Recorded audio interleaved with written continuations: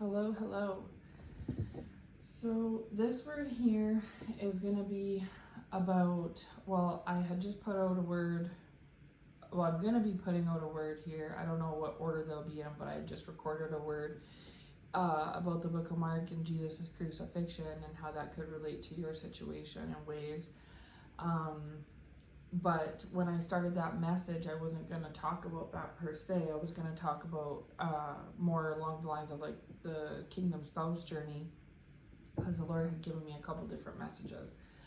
But when I started to talk about that, the Lord led me into how I read the book of Mark last night, and well, the last of the book of Mark, and about Jesus' crucifixion. So I was talking about that instead.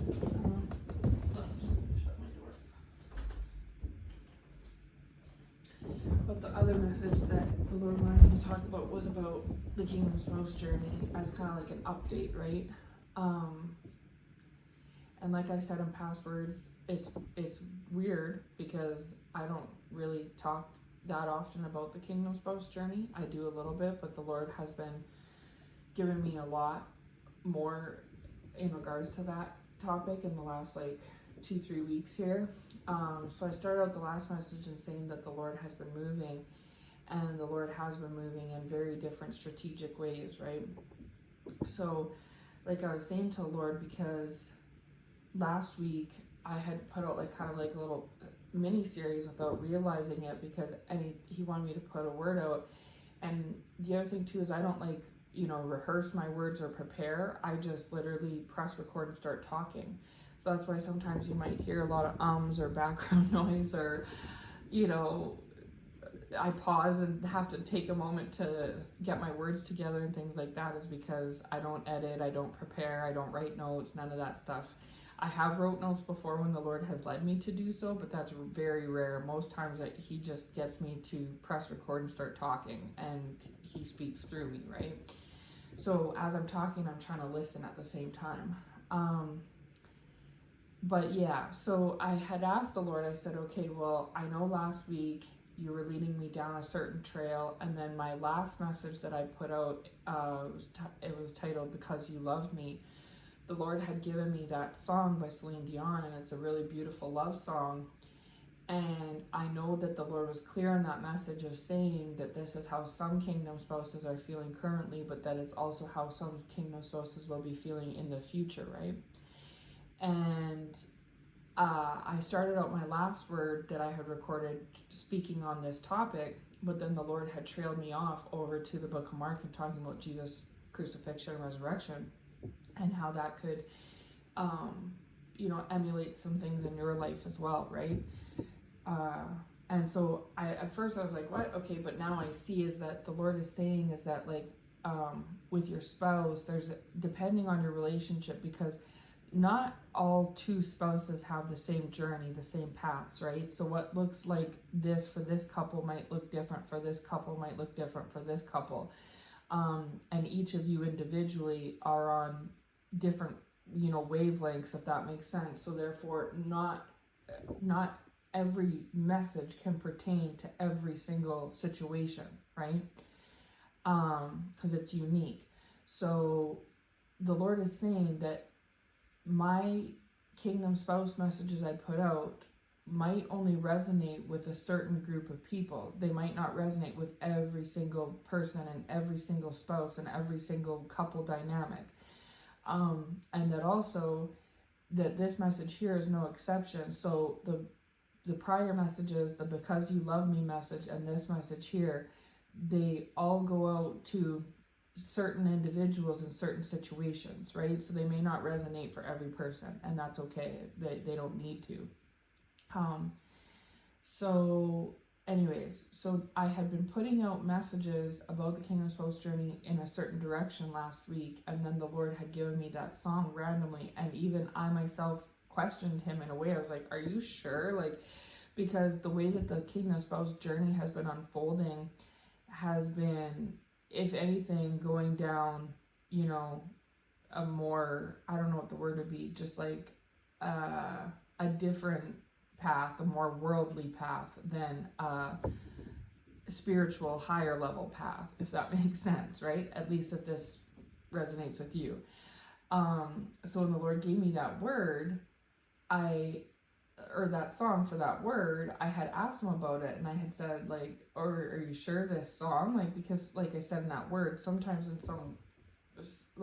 he'll just give me random songs, and it doesn't necessarily mean anything. It's just because I overheard it somewhere, it's in my memory playing, right? Not obviously every song we come across is going to pertain to, a certain topic and create a necessary message from the Lord. Sorry, don't mind me, I'm just drinking my hot drink for my throat. And the Lord confirmed. He was like, yes, that's I want you to make a message on that, and that's for a word. I was like, oh, okay.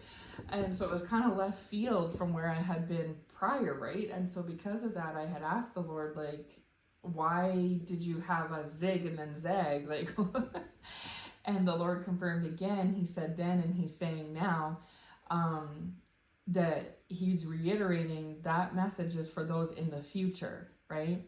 In the future. So maybe that message is for you, and it applies. But yes, it's not gonna, that puzzle piece isn't gonna fit in the puzzle at this time. You have to build some other pieces first and then bring that piece back to the puzzle, right? Then it'll fit and make sense. It's too early for that piece to come into play yet, but its time is ahead, right? And so the Lord is saying the same thing, is that there's some people that are on the journey that song and message can relate for them, yesterday and today. But then there's others that song and message is in fact for you and your situation, but it might not come into play until down the road. That could be a month down the road, that could be a week down the road, that could be 2 years down the road, that could be 5 years down the road, right? So that word was mixed because it was a bit of present mixed with future, right?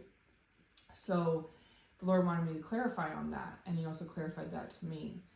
Because I just found it to be such a juxtaposition from the last words he had been giving me. And the last words he'd been giving me were more like present. They were more current.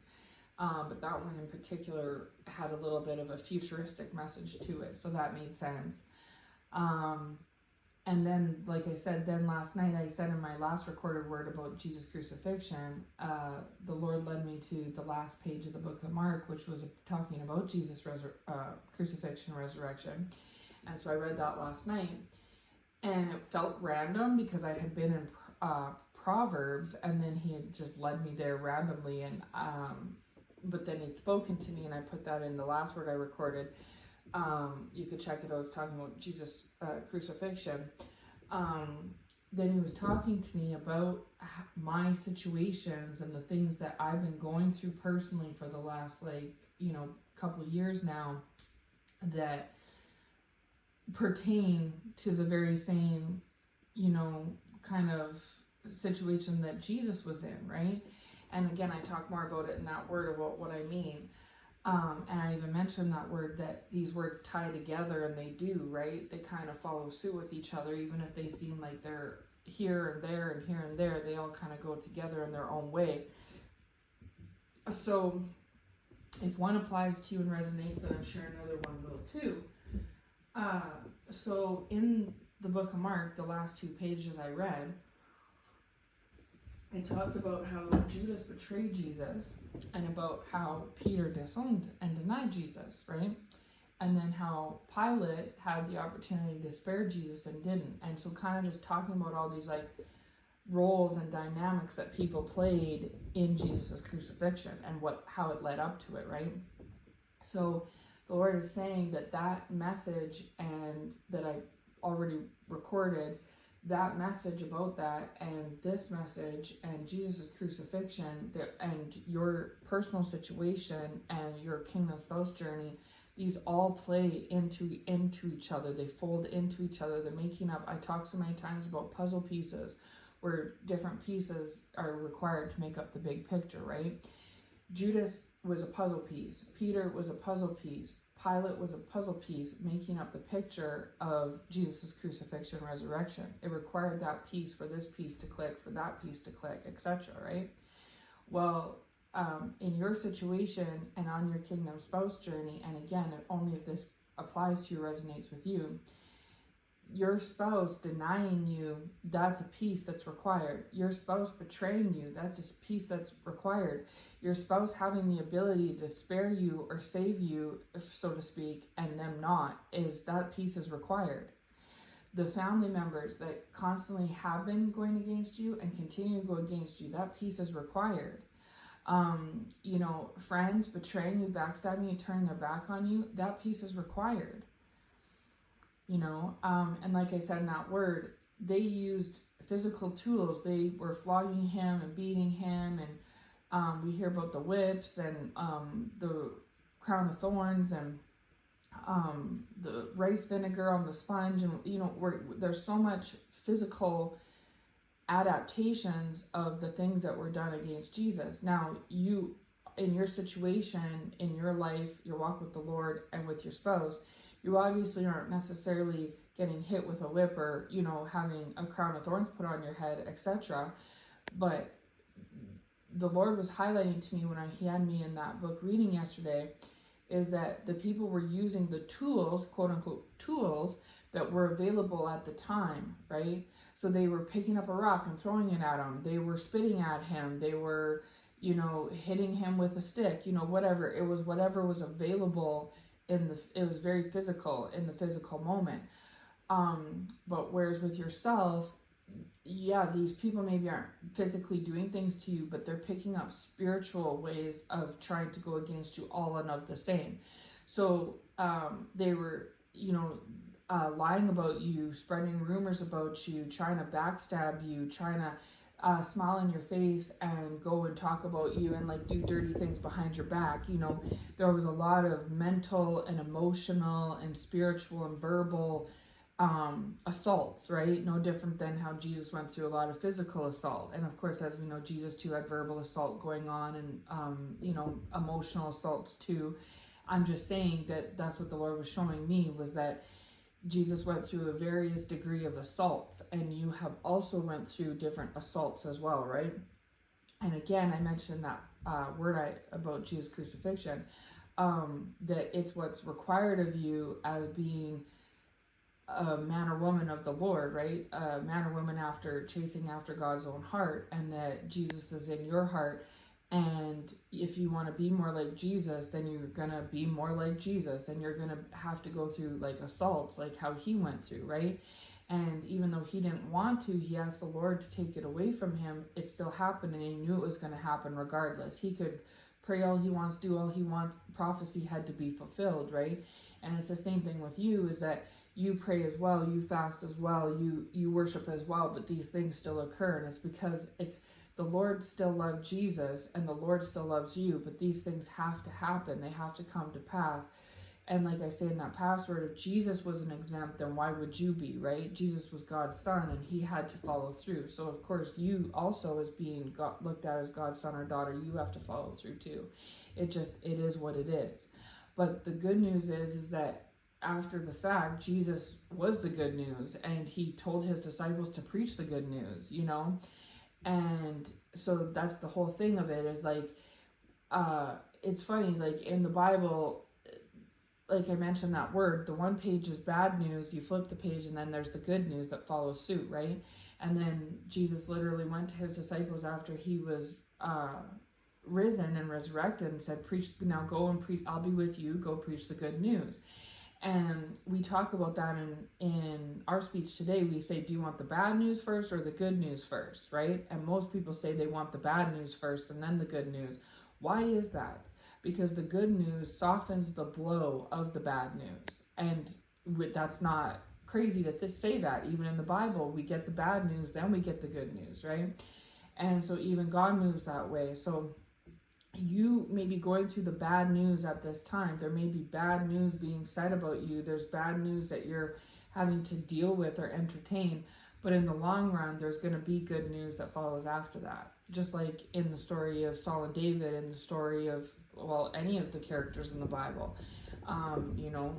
Esther and Haman, Joseph and his brothers, Jesus and the disciples. and those who went against Jesus. So there's always, we always, in the Bible, we get the bad news first, then we get the good news. And in life, we typically get the bad news first and then the good news, right? Even a woman having a baby, she has to go through the labor and delivery. It has to happen. It's part of it. You know, when you get pregnant that you're going to have to go through painful labor and delivery. It's just the way it is. You don't get a baby poof. You have to go through the hardship first, the frustrations, then you get the baby, right? The bad news and then the good news. So same as to be preached about in the Bible, and the Lord wants us preaching the good news. Even if we go through bad news in life, he still wants us to preach the good news, like he told the disciples, and to still just accept, just accept what it is. No different than a woman accepts when she finds out she's pregnant that she's going to go through this labor and delivery. Jesus had to accept what was going to go before him, right? David had to accept Saul going against him, and you just have to accept your spouse betraying you, or denying you, or your family members betraying or denying you, or however it may look. And again, it's weird, but for some source of comfort, you can read the book of Mark about Jesus' crucifixion, because like I say in that word, I don't like to talk about that or read about it or hear about it or see it or any of that. But I know that it's necessary, because it just had to be, right? And Jesus only had to do that for one day, and now he lives forever in eternity at the right hand of God, right? So bad news for the good news. And I mentioned the scripture in that last word about how all things work together for the good of those who love the Lord and are called according to his purpose, right? And so that's the thing, is that David and Jesus loved the Lord. They were called according to his purpose, so these things had to happen, but they work out for your good in the end, right? And same goes for you and me. We love the Lord. We're called according to his purpose, so therefore these things have to happen to us. We're of no exemption. We're human too, right? But they will eventually work out for a favorable outcome in the end. So I always say that God's chosen and God's children always win, and they do. And even if sometimes it doesn't, like when Jesus was up on that cross and people were throwing rocks at him, it didn't look like he was winning.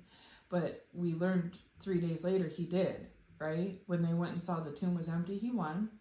When he was able to be with the people and with the world in a different way, and we were able to see what his sacrifice did, and that he was who he said he was, he won.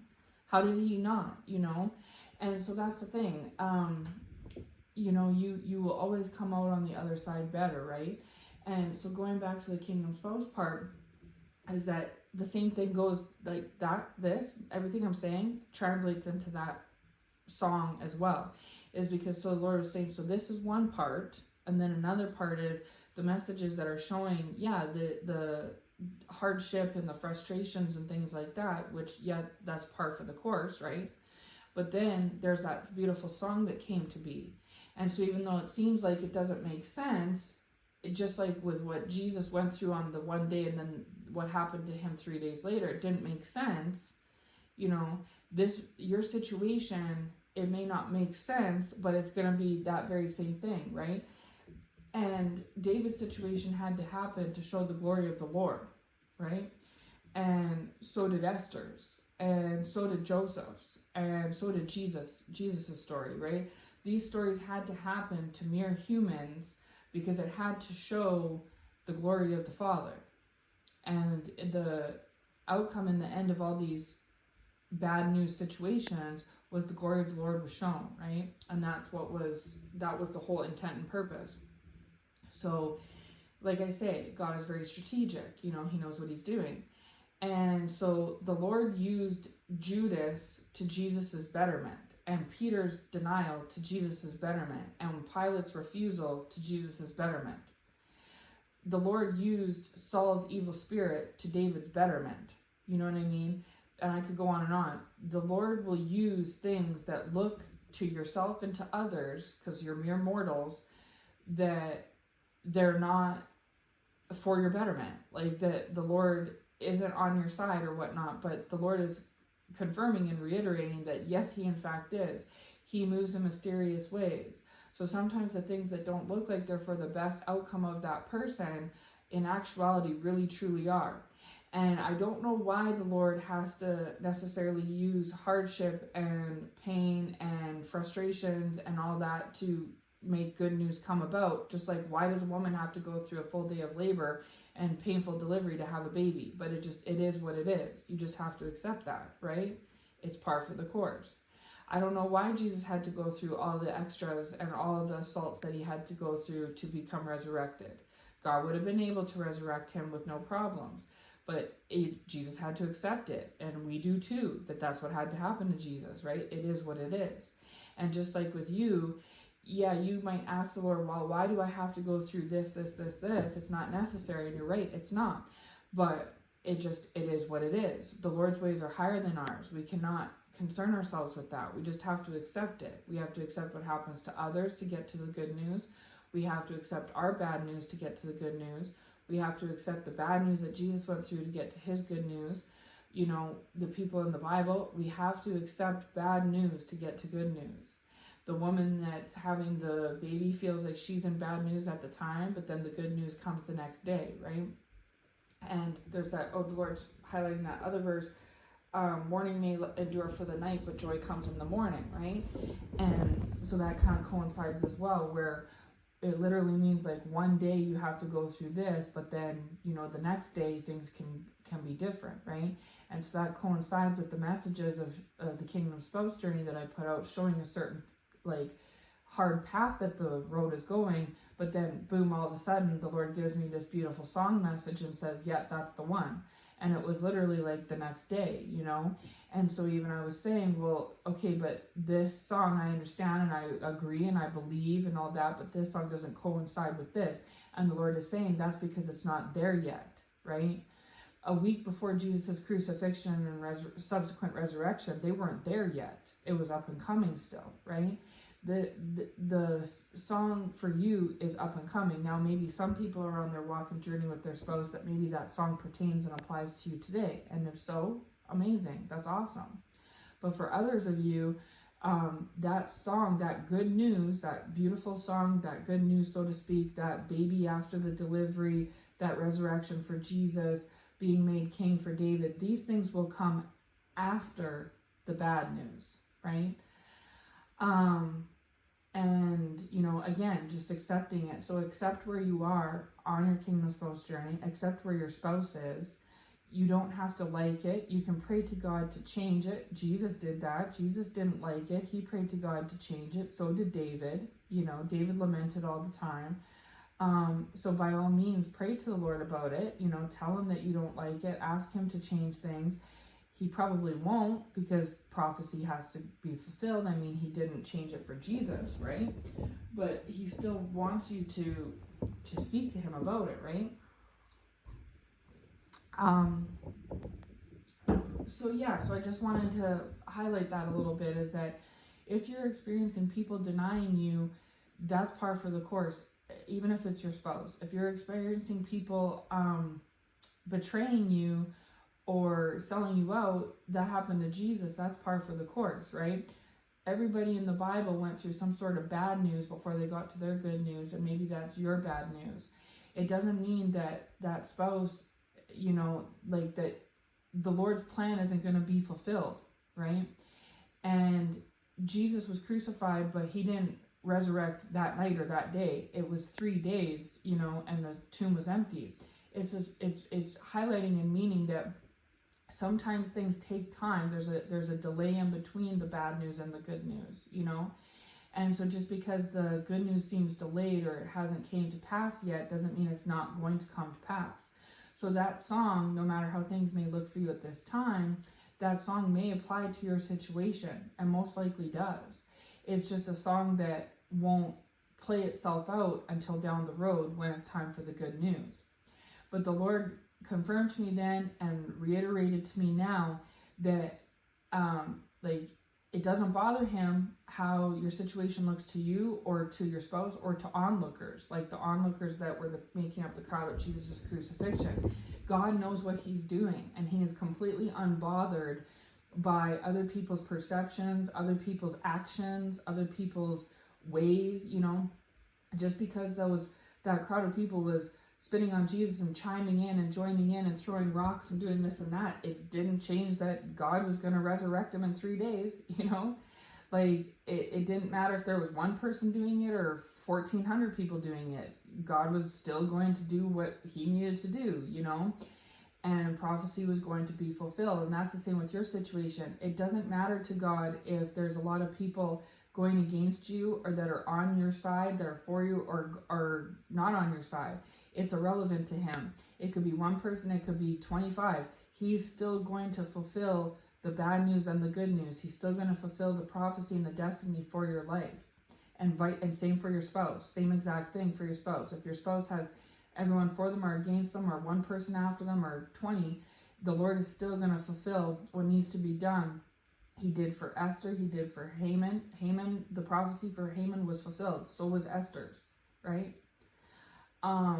Nothing is going to stop what the Lord has in motion and plan. That's why even, it was the Lord's intentions to do with Jesus what happened. That's why when they had the opportunity to spare somebody, the crowd and Pilate chose not to spare Jesus, because Jesus couldn't be spared. He had to go through with this, right? And you can't be spared either. It has to happen. And neither can your spouse. It has to happen for your spouse as well, because you're both on the journey together. So even if things don't look like, there's good news ahead or good news in the mix or on the way, there is, right? If it's within God's will, if it's in God's will for you, your spouse, and good news to be ahead, right? Then it will. And nothing will stop that. No counterfeit, no betrayal, no backstabbing, no abuse, no assault, no crowd, nothing.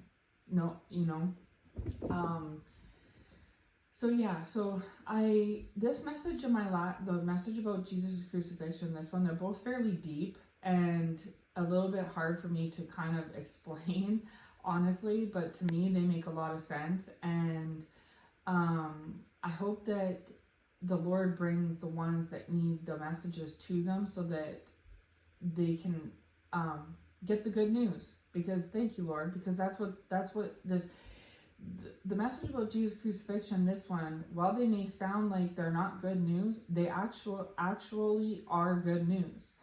And that's the thing, is like the Lord, when I read the book of Mark yesterday, the last page there, the Lord is highlighting to me how when Jesus was resurrected, he came back to his disciples and said, despite everything, like despite Judas and what I went through and Peter and this, I'm here, I'm with you now. What's done is done, and I want you to go and preach the good news.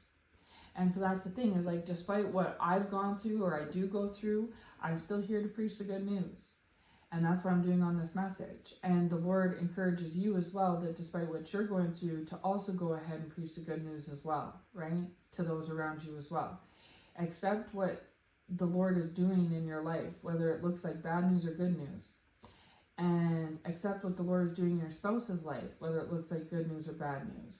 And remember that Jesus went through bad news, and 3 days later, he was talking about preach the good news. So you never know how quickly the Lord can turn the bad news into the good news. You know what I mean?